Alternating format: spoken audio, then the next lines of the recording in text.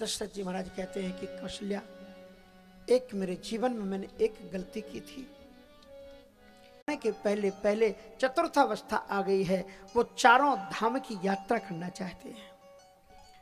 दशरथ जी ने कहा मैं रथ भेजता हूं, कपिला गाय लेकर के जाओ, साधन देता हूं मैं तुम्हें।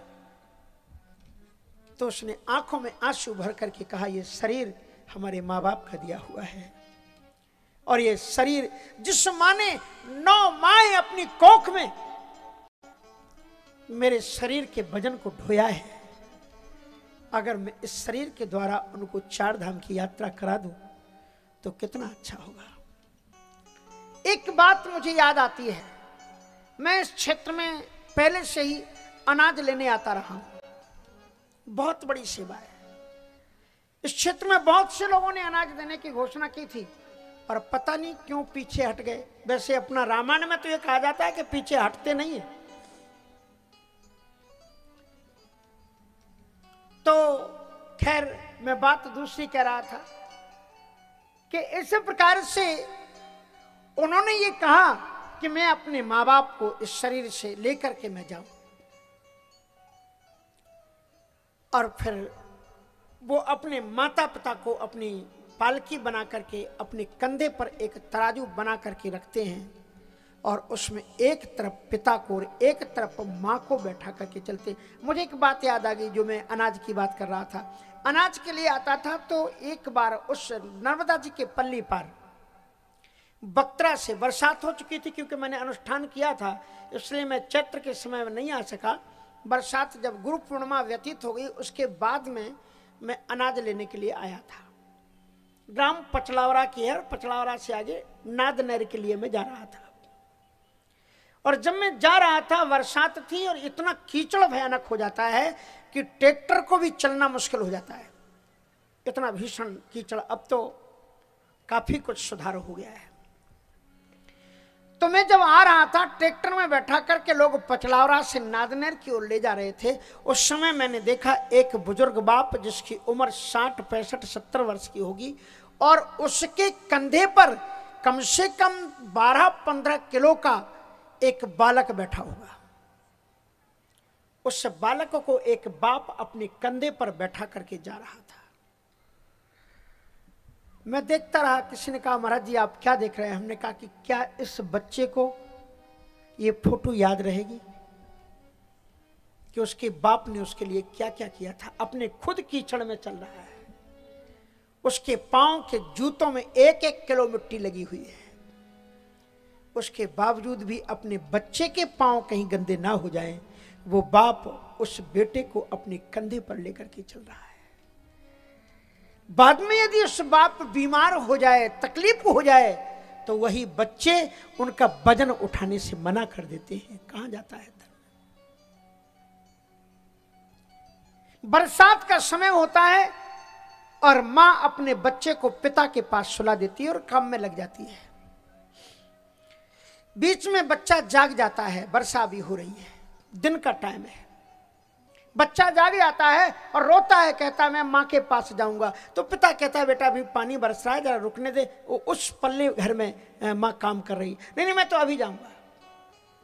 और तब वो बाप अपने बेटे को उठा करके अपने छाती में छुपा लेता है, झुक जाता है और अपने कपड़े को उसको ढक देता है कि मेरे बच्चे के ऊपर पानी ना बरस जाए, कहीं इसको जुकाम ना हो जाए। जो बाप अपने भींगता है और बच्चे को बचाता है, वही बच्चे बड़े हो जाने के बाद अपने उस बाप के दुख दर्द को जब सब अपने माता पिता को अपनी पालकी में उठा करके चलना शुरू किया। 4 धाम की यात्रा की इसमें एक बड़ी विलक्षण एक घटना घटी, वो शायद आपने नहीं पढ़ी होगी, मैंने पढ़ी है। मैं आपको बता दूं, एक बार जब वो कुरुक्षेत्र के पास से गुजर रहे थे, एक वृक्ष के नीचे थे और एक वृक्ष के नीचे पहुंचे, उन्होंने वो पालकी वहीं पर धम से उतार दी। तो बाप ने कहा बेटा सुकोमलता नहीं आज उतारने में, इतनी कोमलता का अनुभव नहीं किया। कहा मैं पागल हूं, मैंने सारी जवानी तुम्हारे पीछे लगा दी, मैंने शादी नहीं की, विवाह नहीं किया, और तुम्हारे लिए पूरे मेरे से नहीं बनता अब तुम्हारा वजन ढोना। ये श्रवण कुमार ने कहा। मां को बड़ा आश्चर्य हुआ। पिता ने पूछा, बेटा कोई बात नहीं, इस समय हम कहां पर हैं, कहां लाए हो हमको? कहा, ये पंचक क्षेत्र का वटवृक्ष है। तो पिता मुस्कुराए, कहा, बेटा तूने इतनी सेवा की है, थोड़ी सी एक दया कर दे, यहां से बस एक फर्लांग आगे ले जा तू मुझे। और जो ही श्रवण उनको लेकर के एक फर्लांग आगे बढ़े, उतार करके बहुत रोए और पिता के चरणों में, मैंने आपकी इतनी सेवा की, मैंने कैसे ये शब्द आपको कह दिए? कहा, बेटा इसमें तेरा कोई भी दोष नहीं है, ये वो जगह है जहां पर परशुराम जी ने अपनी मां का सिर काटा था। ये भूमि के दोष है, तुम्हारा दोष नहीं है, भूमि का बड़ा दोष रहता है। इसलिए मैंने तुझसे कहा कि थोड़ा तू यहां से आगे ले चल। इसलिए जप तप साधन अनुष्ठान जहां पर करते हैं, भूमि का शोधन किया जाता है। श्रवण कुमार यात्रा लेकर के आए, अपने माँ बाप को चारों तीर्थ की यात्रा करा के और सरजू के उस पार आ गए। सरजू के उस पार गंगा जी थी, सरजू के उस पार अयोध्या जी थी। तो ये नियम होता है कि अगर आप तीर्थ यात्रा करने गए और सकुशल अगर आप लौट आए, तो परंपरा ये होती है कि ग्रामों में प्रवेश करने के पहले ब्राह्मणों का भोज कराएं, उसके बाद में आप हवन आदि करके फिर नगर में प्रवेश करें। शुभ रुक गए कि कल सामर्थ्यानुसार अपन ब्राह्मण भोज कर लेंगे, आज रात्रि को यहीं पर विश्राम करते हैं। बियावान भयानक जंगल था। एक वटवृक्ष के नीचे श्रवण ने अपने माता पिता को रखा था। अर्धरात्र के लगभग करीब वो पहुंचे और उस समय पर पिता ने कहा, मां ने कहा कि बेटा बहुत भयानक प्राणलेवा प्यास लग रही है। पहले तो मैंने बहुत कोशिश की इस अंधेरे में तुझे पानी लेने के लिए ना भेजें, लेकिन हम बर्दाश्त नहीं कर पा रहे हैं। इसलिए मुझे लगता है कल कल छल छल के निनाद से कि पास ही सरजू मैया है, पानी लेकर के तुम आ जाओ। श्रवण ने माता पिता की आज्ञा का पालन किया और कमंडल लेकर के वो सरजू के किनारे पहुंच गए। जल के ऊपर के पर्त को उन्हें साफ किया और जो ही कमंडल डुबोया तो कमंडल से डबडब की जब आवाज आई, महाराज दशरथ सावधान हो गए। गंभीर आवाज थी, उन्हें ये लगा कि या तो कोई गैंडा या फिर कोई हाथी पानी पी रहा है। और उसी तरफ जिधर से वो डबडब की आवाज आई थी, संधान करके उन्होंने बाण को जो फेंका और जो ही बाण गया एकदम लक्ष्य पर, उस भांड को चीरते हुए उस बर्तन, क्योंकि छाती के सामने उनका वो बर्तन था जिसमें वो पानी ले रहे थे, उसको चीरते हुए वो सीधे श्रवण की छाती में धंस गया। श्रवण चिल्लाया, हे माता, हे पिता, हे माता, हे पिता कहकर के श्रवण कुमार उसी समय धम्म से गिर पड़ा। सरजू जी का जल उसके रक्त से लाल हो गया। वन्य मृग पक्षी आदि उसको घेर करके खड़े हो गए। चंद्रमा की आंखों से आंसू गिर रहे थे। वृक्षों के पत्तों से विरसत श्रवण हो रहा था। दशरथ जी कांप गए कि मुझसे लगता है अनर्थ हो गया, मैंने किसी को मार दिया है लगता है। दौड़े दौड़े जब उस स्थली पर आए तो एक देखा जटा जूट युक्त कोई तपस्वी सरजू जी के तट पर पड़ा हुआ छटपटा रहा है। श्रवण कुमार ने तत्काल आकर के उसे उठाया। देखा ये तो दशरथ जी आए, उन्होंने तत्काल उसको उठाया और देखा ये तो श्रवण है। मेरे मित्र, मैं तुम्हारा अभागा दशरथ हूं। मैंने ये बहुत भयानक भूल की, मैं तुम्हें कोई मदद तो नहीं कर सका, लेकिन तुम्हारे पुण्य कार्य में मैंने बहुत बड़ी बाधा पहुंचाई है। तुम जो भी चाहो मुझे सांप देकर के मुझे नष्ट कर दो, मैं अपने अपराध का फल परिणाम भोगने के लिए तैयार हूं।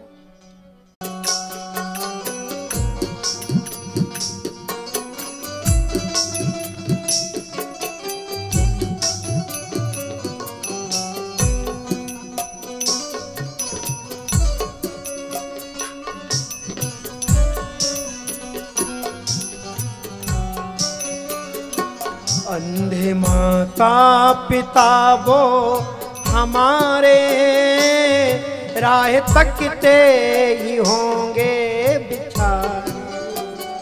हो अंधे माता पिता वो हमारे, राह तकते ही होंगे बेचारे।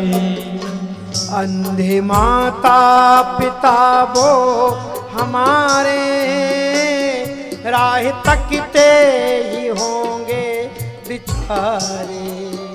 हो अंधे माता पिता वो हमारे, राह तकते ही होंगे बेचारे। लौट अब तक श्रवण ना हमारा, देखता तीर सीने में मारा। लौट अब तक श्रवण ना हमारा, देखता तीर सीने में मारा। हाय जालिम तेरा क्या बिगाड़ा, देखता तीर सीने में मारा। हाय जालिम तेरा क्या बिगाड़ा, देखता तीर सीने में मारा।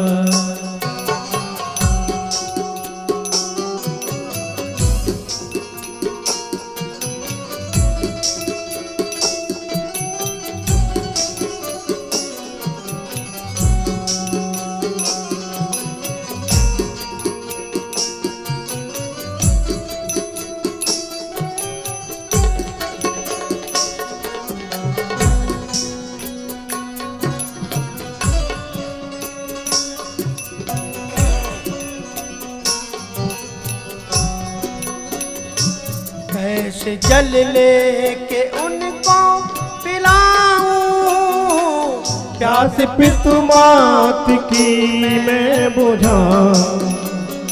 ओ कैसे जल लेके उनको पिलाऊं, प्यास पितु मात की मैं बुझाऊं।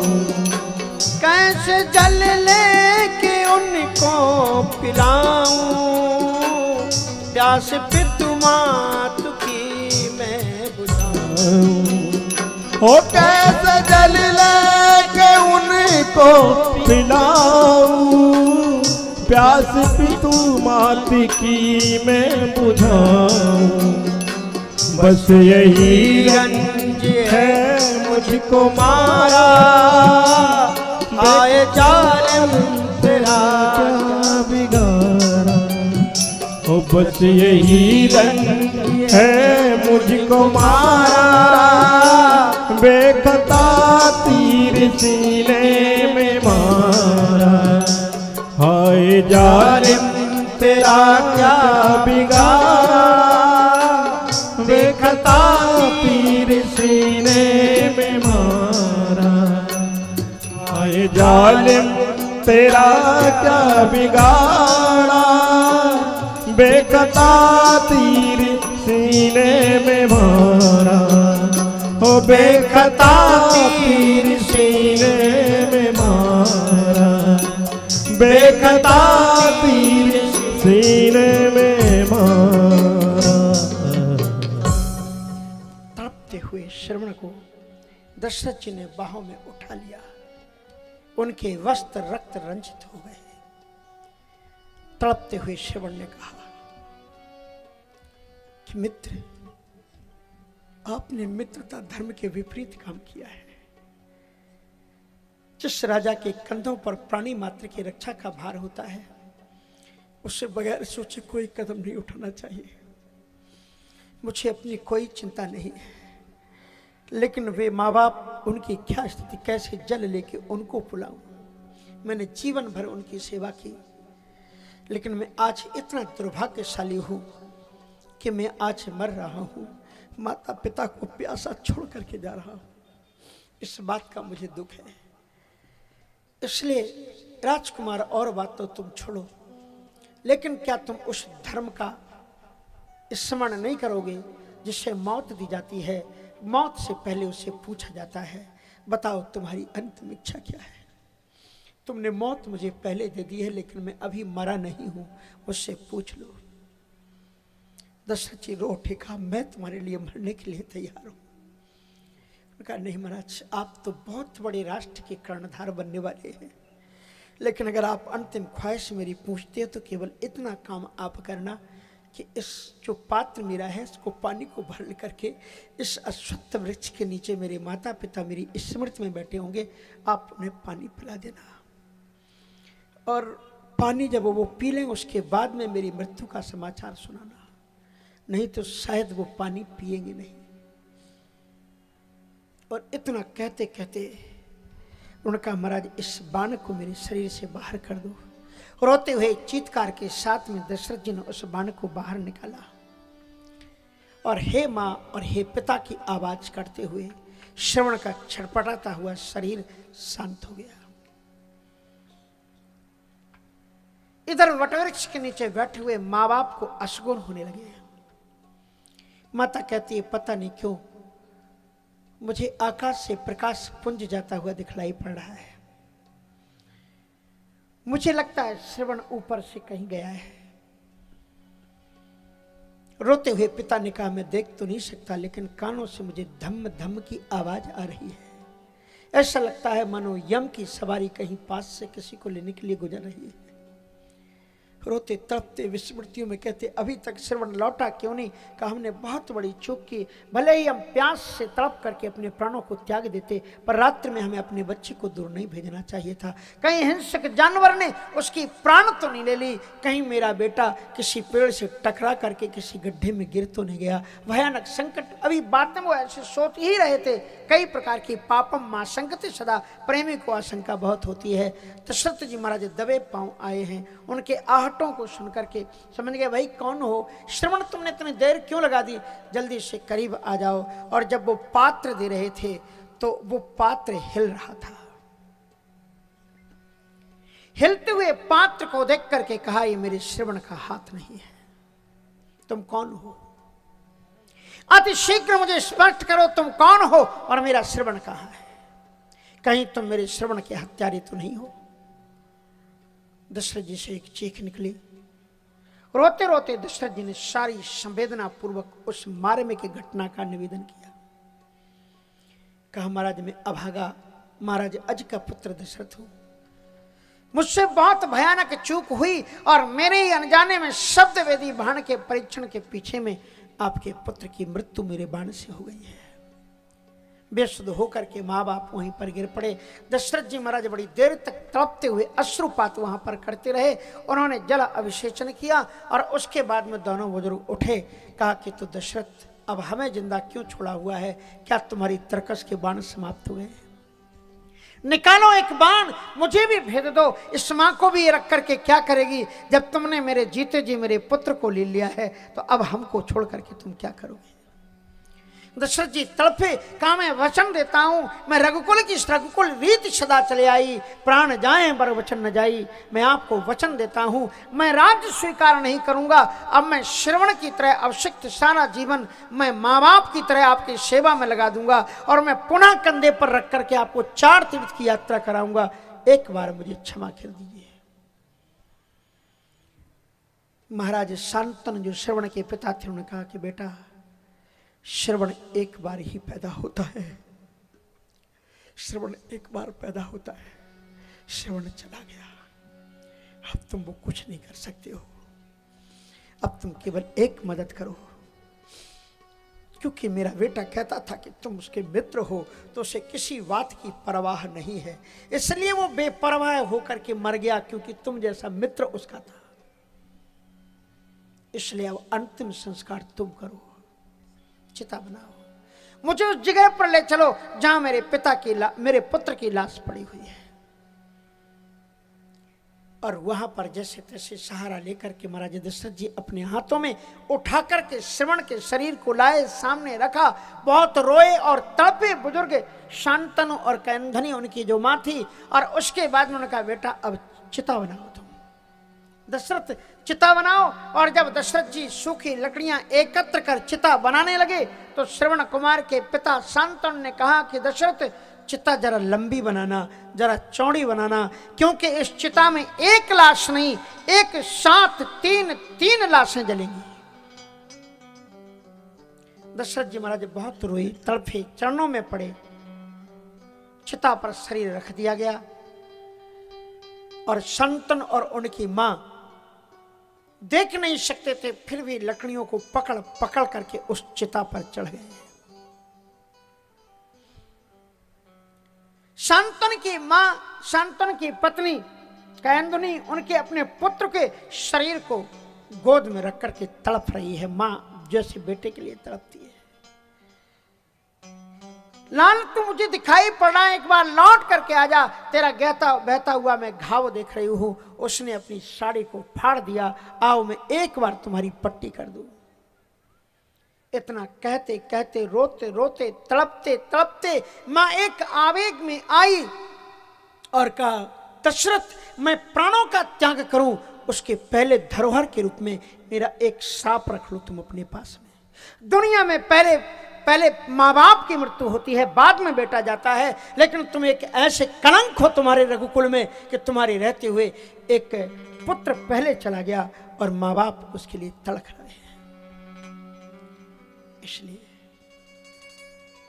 इसलिए हम तुम्हें श्राप देते हैं, जैसे कि हम पुत्रवान होते हुए भी आज हमारे अग्नि संस्कार चिता मुखाग्नि देने के लिए आज हमारा बेटा हमारे सामने नहीं है। मैं श्रवण की मां दशरथ तुम्हें श्राप देती हूं कि तुम भी पुत्र तो तुम्हारे चार होंगे, लेकिन जब तुम्हारी मृत्यु होगी तो अंतिम संस्कार करने के लिए एक भी बेटा तुम्हारे पास में नहीं होगा। ऐसमें आदेश है, मेरा श्राप है, तू अपने पास में रख। ऐसा कहकर के मां चीखी और चिल्लाई और शरीर उसका छूट गया और धड़ाम से गिर पड़ी और अपने पति की कोख में उसकी लाश गिरी। पत्नी कामना करती है कि पति की गोद में मेरे शरीर छूटे हैं। श्रवण के ऊपर नहीं, अपने पति शांतनु की गोद में उसका शरीर गिर गया। अब शांतनु दोनों हाथ से अपनी पत्नी को देख रहे हैं और हंस रहे हैं। दशरथ देखो, दशरथ देखो, ये मेरे जीवन का महोत्सव हो रहा है। देखो तुम दशरथ, ये मेरे जीवन का महोत्सव उत्सव चल रहा है। मेरा बेटा पहले चला गया, ये धर्म पत्नी थी, कदम कदम पर मेरे साथ चली थी। दशरथ, इसकी आंखें जन्म से अंधी नहीं थी, ये मेरे लिए जागती थी दिन दिन रात रात, इसलिए इसकी आंखों की ज्योति चली गई थी। ये ऐसी धर्म पत्नी भी मेरी चली गई, अब बेटा चला गया, ये भी चली गई, मैं क्या करूंगी नहीं। लेकिन संसार के लोगों को शिक्षा तो मिलनी चाहिए दशरथ, बुरा मत मानना, एक श्राप मैं भी तुम्हें दूंगा, इतिहास बनेगा और ऐसी गलती लोग आइंदा कभी ना करें। इसलिए मरने के पहले दशरथ, इस श्रवण के बाप का भी एक श्राप तुम ले लो। जैसे आज हम अपने पुत्र के वियोग में तड़प तड़प करके प्राणों का परित्याग करते हैं, दशरथ हम तुम्हें श्राप देते हैं कि तुम भी अपने पुत्र के वियोग में तड़प तड़प करके मरोगे। तुम भी अपने पुत्र के वियोग में तड़प तड़प करके मरोगे। तुम भी छुपा सकते हो, लेकिन ऊपर वाले से तुम कुछ नहीं छुपा सकते। महाराज दशरथ जी महाराज इस बात को अपने जीवन में ही रख करके रह गए और पुण्यों के प्रताप से साक्षात भगवान उनके सामने चार बेटों का रूप धारण करके आ गए। आज दशरथ जी याद करते हैं कि तपस अंधी साप सुधि आई, कौशल्य ही सब कथा सुनाई। तापस अंधे साप सुधि आई, कौशल्य ही सब कथा सुनाई। तापस अंधे साप सुधि आई, कौशल्य ही सब कथा सुनाई। तापस अंधे साप सुधि आई, कौशल्य ही सब कथा सुनाई। भयऊ विकल बर नत इतिहासा, भयऊ विकल बर नत इतिहासा, राम रहित दिग जीवन आता। भयऊ विकल बर नत इतिहासा, राम रहित दिग जीवन आता। राम रहित दिग जीवन आसा। भयऊ विकल उस मार्मिक घटना उनके सामने जीवंत आई और तड़प तड़प करके रोते रोते दशरथ जी ने पूरी घटना कौशल्या को सुनाई। दशरथ जी तड़प उठे, महारानी कौशल्या तुम्हें दिखाई पड़ा है? बोले क्या प्राणनाथ? वो खिड़की के उस तरफ यमराज खड़े हुए दिख रहे हैं मुझे, भयानक दूत पास लेकर के दिख रहे हैं, वो पर्दे हिल रहे हैं, पृथ्वी की ईंटें ईंटें चिल्ला रही इस महल की, पूरा हिल रहा है महल, कोई उड़ा रहा है इसको क्या? कौशल्या ने कहा महाराज संभालो अपने आप को, कुछ नहीं हो रहा है, सब सामान्य है, आपको क्या हो गया है? कौशल्या जी ने देखा कि महाराज अत्यंत विकल हैं।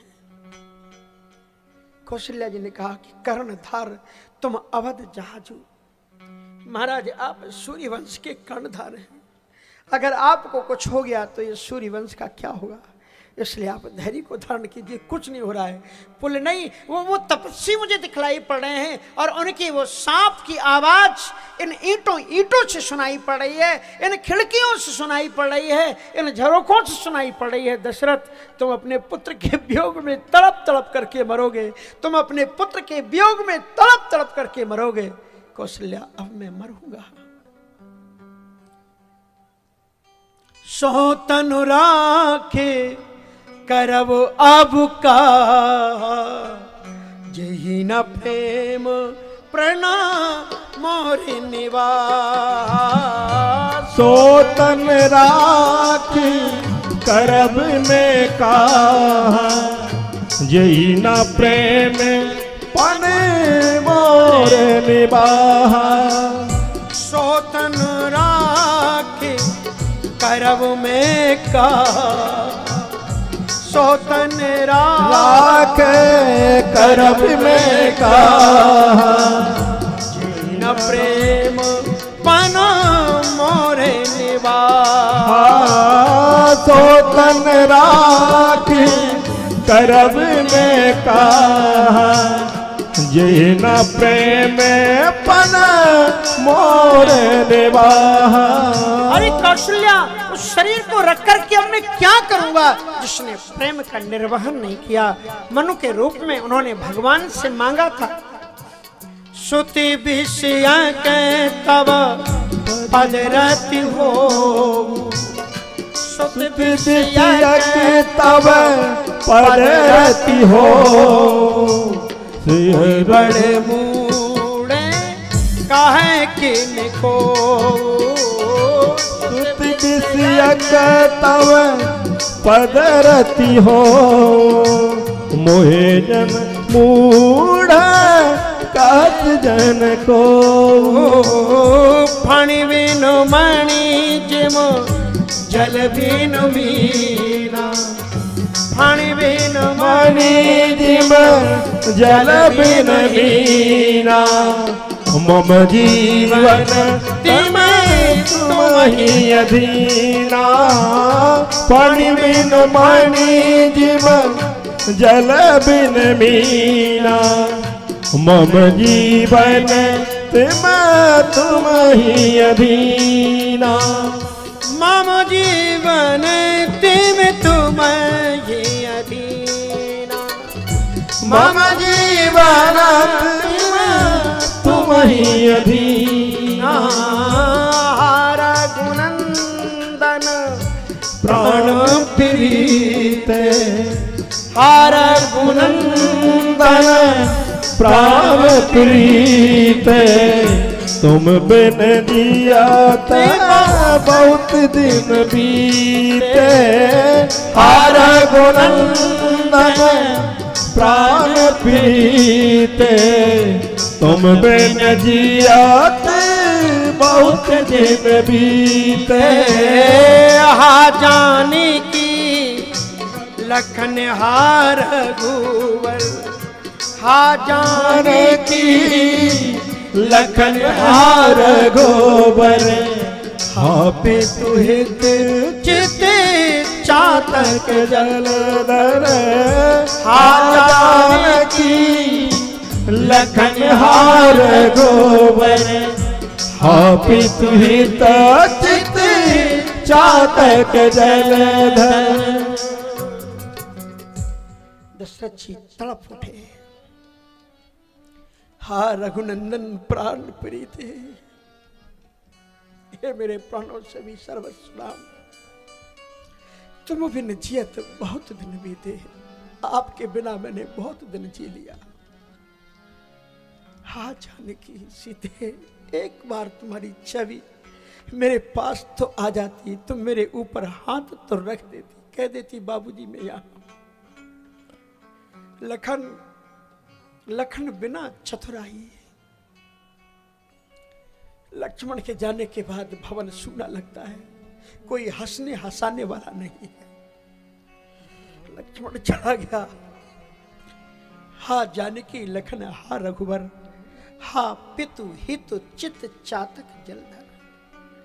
हे पिता रूपी चकोर के जलधर राम, अब बिना पानी के तुम्हारे पिता अब नहीं जी सकता। दशरथ जी महाराज ने कहा अब मैं राम के पास जाता हूं। कौशल्या अपना ध्यान रखना, मेरा और तुम्हारा सहयोग अब समाप्त हो रहा है। हे राम की मां तुम्हें प्रणाम है। दशरथ जी महाराज के चेहरे पर एक मुस्कान आई। दशरथ जी ने अंतिम पल में जबकि कुछ खाया पिया नहीं था, बड़े जोश के साथ में उठे और उठ करके खड़े होकर के भुजाओं को फैलाया और धीरे धीरे करके शरीर को धरती पर गिरा दिया। अंतिम समय में राम राम का स्मरण उन्होंने 6 बार किया, 6 बार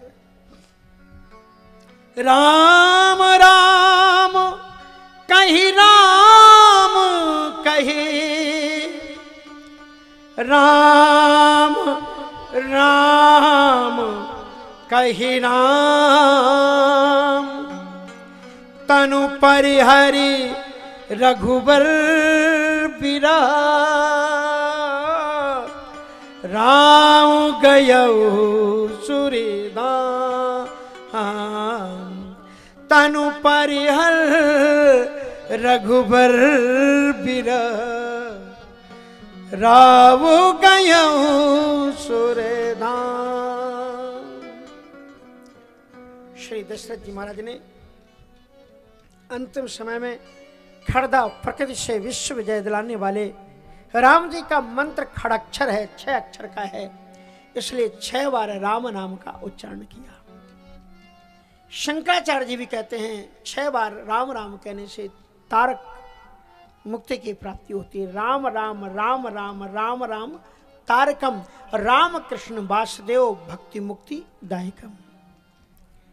राम रक्षा स्तोत्र में कहते हैं राम रामेति रामेति रमे रामे मनोरमे सहस्त्र नामो तत्तुल्यम राम नाम। 6 बार राम नाम का उद्घोष किया है।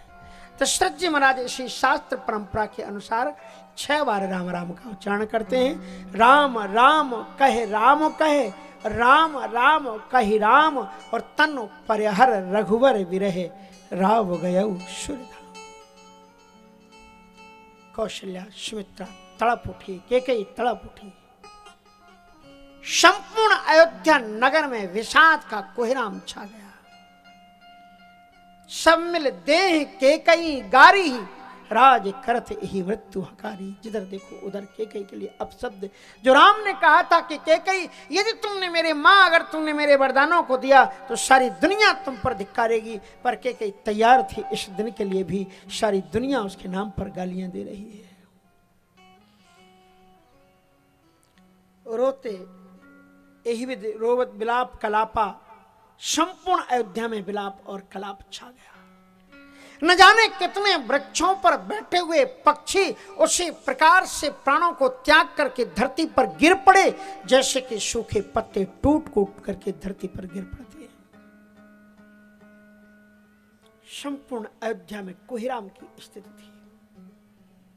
वशिष्ठ जी, गुरु इसीलिए होता है कि आपके विषम परिस्थिति में आपको संबोधित करके आपको सांत्वना दे सके। वशिष्ठ जी महाराज आए, उन्होंने सबको समझाया। राज्य की परंपरा है कि अत्यंत शीघ्र सिंहासन पर किसी को बैठा देना चाहिए, इसलिए तत्काल एक आदेश हुआ कि धावहु। पहले तो उन्होंने वैद्यों को बुलाया और वैद्यों ने क्या किया कि नृप शरीर, राजा के शरीर को एक नौका में औषधि मिश्रित जल में डुबो करके रखा। तेल नाव भरे नृप तन राखा। एक नौका में, देखो इस शरीर संसार का इतना बड़ा चक्रवर्ती सम्राट, चार जिसके बेटे, भगवान का बाप, यही कह सकते हो ना कि वो भगवान का बाप था, उसकी भी मृत्यु कैसी स्थिति में हुई, एक भी बेटा उसके पास नहीं है। और उसके शरीर को अंतिम संस्कार के लिए शरीर को वेट करना पड़ा। जीवन में कभी भी किसी के दिल को दुखाना मत।